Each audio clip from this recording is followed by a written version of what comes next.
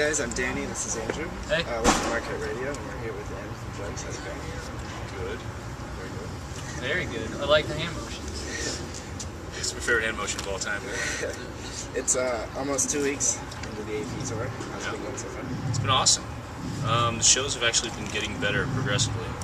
For us, at least, you know.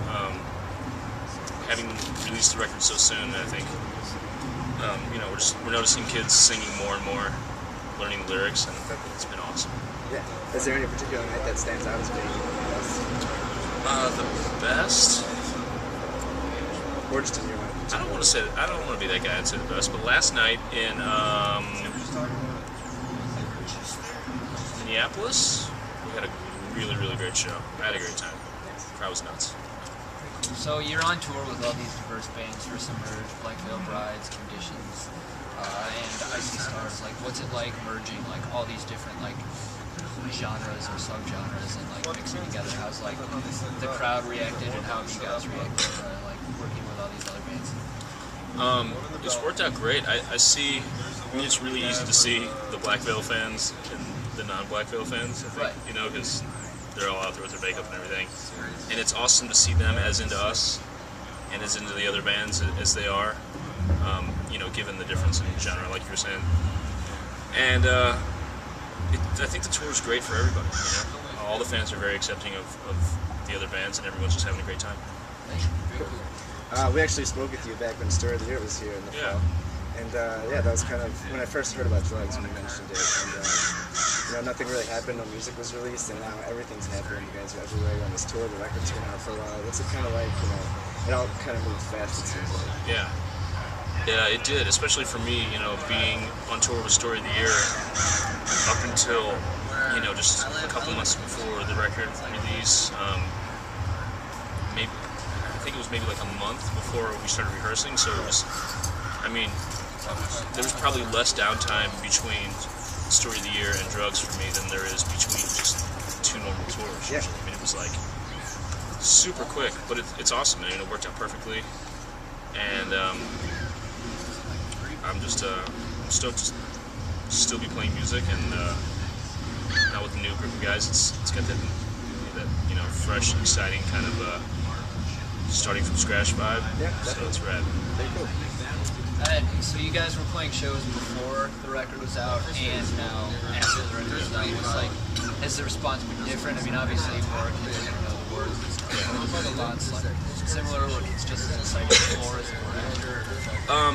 Yeah, obviously kids know a lot more of the words, but even before the record came out, the core fan base was so into everything. I mean, like on an indescribable level. Like the kids were singing lyrics to songs that weren't even released just based off of YouTube clips.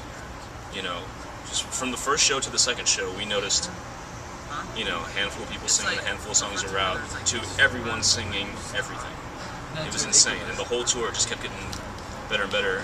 And you know, being in small venues like that, where it was just the core fan base, you know, it was super intense.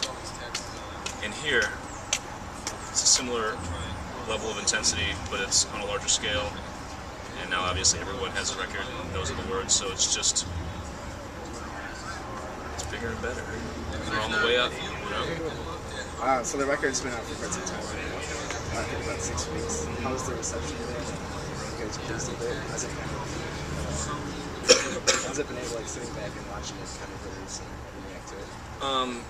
It's awesome. We're super pleased with the way the record came out in general, and I think fans love it as much as we do, which is all you can really ask for. And it's selling well. Like you said, kids are singing the shit out of the words, and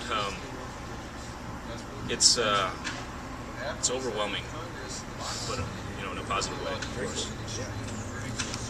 You guys, a lot of you have come from different bands before this. I mean, Story of the Year,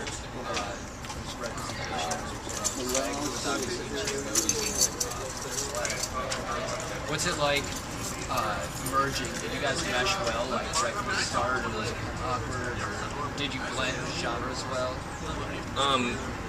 We did actually come together just pretty. Everything came together without any major obstacles or hurdles, and it was just the best way to describe it, I think, is since a couple of the guys were close before this, but a few of us had never even met. It feels kind of the way touring with a band you've never met feels like. You're with someone every single day. You're doing the same thing. It's kind of like it's like any other job, but you're with that person all day, every single day. So you become really close really quickly, and it's the same kind of vibe. But being in a band together, it's an even more tightly knit kind of brotherhood, and everything's just gone so smoothly. It's crazy. The very first time we all rehearsed as a 5-piece, I was just blown away by how well it went, how good everything sounded right off the bat. It really made me realize that I was with a group of professionals, and that's why it was all working. How long ago was that? Tours in December. We started rehearsing beginning of December, end of November, I guess. Or wait, no. Started in November. So early November we started rehearsing, and we only had like maybe 12 rehearsals altogether, 6 of them with Craig, so we worked out the music first. Yeah. And then we were on tour, and it just it clicked. It all fell into place like you feel like it should when you're working with people that have been in music as long as we have. If it doesn't come together that quickly, then you've been fucking up for the past 10 years. Exactly.